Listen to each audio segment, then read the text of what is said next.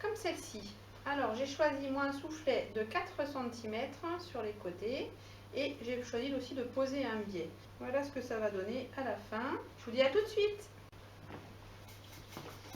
Alors pour commencer, il faut malheureusement faire un petit peu de mathématiques. Je me fais un petit plan sur papier pour avoir exactement les dimensions nécessaires à mon projet. Voilà.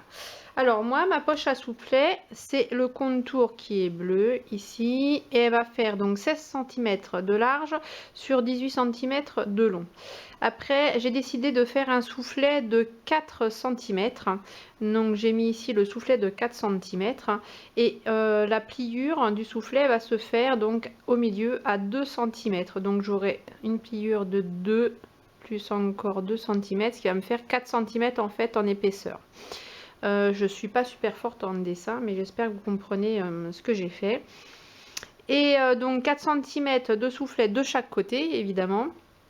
Et après, je rajoute à ça les marges de couture. Alors, j'ai mis une marge de couture de 1 cm sur tout le tour.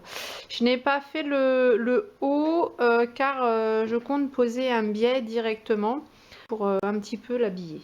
Voilà. Alors, maintenant que vous avez calculé votre projet et que vous savez ce que vous voulez faire, et ben, il faut le mettre en pratique sur le tissu. Voilà, j'ai préparé ici mon rectangle pour la poche. On va tout tracer ensemble.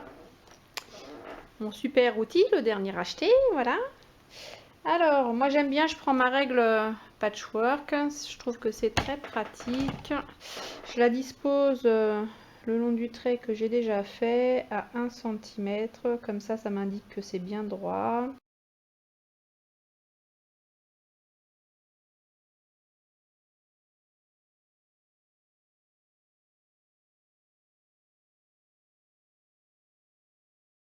Donc voilà, on a notre poche qui est construite et on va quand même vérifier que l'intérieur fait bien nos 16 cm de prévu. Voilà, et on arrive donc à nos 16 cm.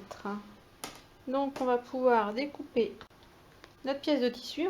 Alors voilà, maintenant que vous avez découpé votre pièce, bon, moi j'ai posé un biais, donc vous allez surfiler les bords vifs qui restent. Donc vous avez 3 côtés à surfiler. Alors pour surfiler avec la Silver Crest, donc je vais mettre en mode S1, je vais choisir le point F. En largeur de point, je vais essayer en 3 ou 4. Puis sinon en tension, donc je la laisse en automatique. Maintenant que j'ai fini, donc j'ai surfilé les 3 bords vifs, hein, j'ai mis mon biais. Je suis là sur l'envers du tissu. Alors si jamais je veux mettre une déco ou quelque chose, c'est le moment de le faire avant de tout préparer, tout plier. Alors donc vous prenez votre tissu sur l'envers et on va commencer à marquer les plis. Alors on va commencer par les plis de 1 cm.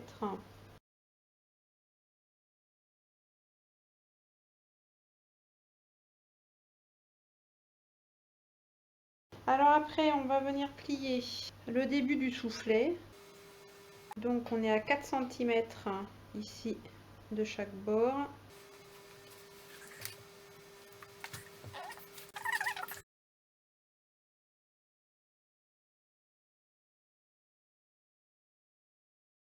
Voilà, et alors maintenant donc notre soufflet, donc pour le soufflet il faut venir hop, replier comme ça. Donc on va se retrouver avec du tissu endroit sur endroit.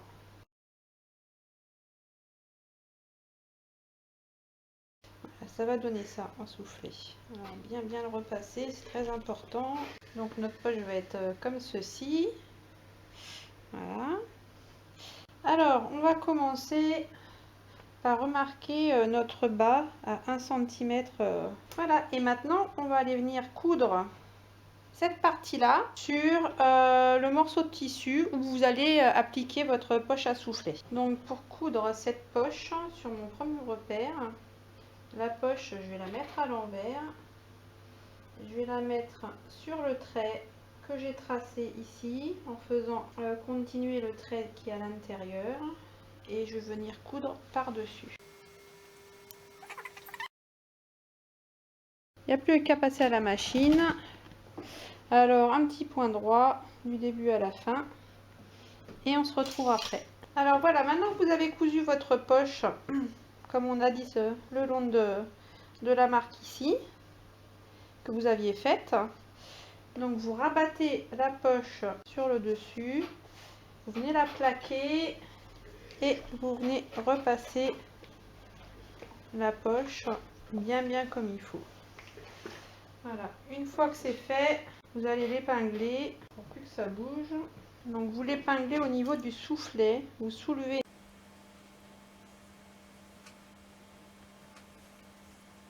et vous l'épinglez à différents endroits.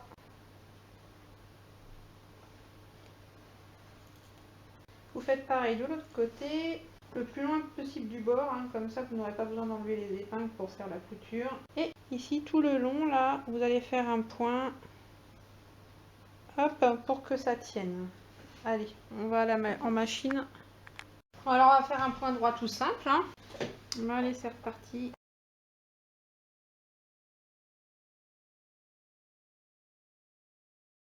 Un point arrière. On va s'attaquer à l'autre.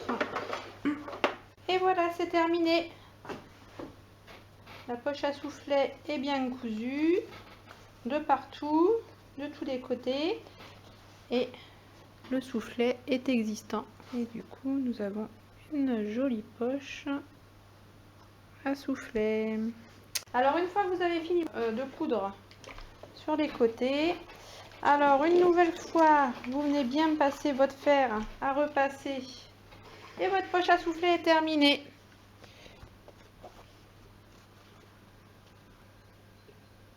Donc, la poche à soufflet qui est faite. Donc et voilà, le tuto est terminé pour aujourd'hui. La semaine prochaine, je continue sur les poches en vous montrant les différentes décorations qu'on peut en faire, hein, en posant des biais, en faisant des plis, différentes choses. Je vous souhaite une belle journée, des belles cousettes et je vous dis à bientôt. Ciao!